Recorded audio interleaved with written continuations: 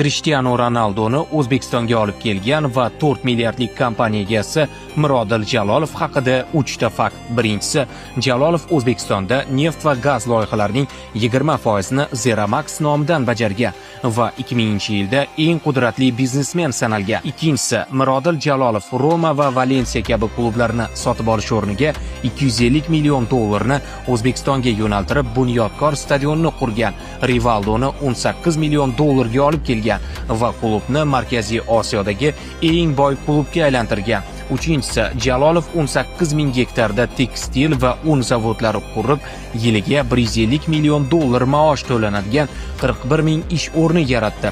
2010-yilda ozodlikdan mahrum bo'lib, 4 milliardlik kompaniyasi davlatga o'tdi. Hozir esa uni 5 milliardlik Epsilon'ni boshqarib kelmoqda. Mashhurlar hayoti va millionerlar haqida ko'proq ma'lumot olish uchun Millionerlar klubiga obuna bo'ling.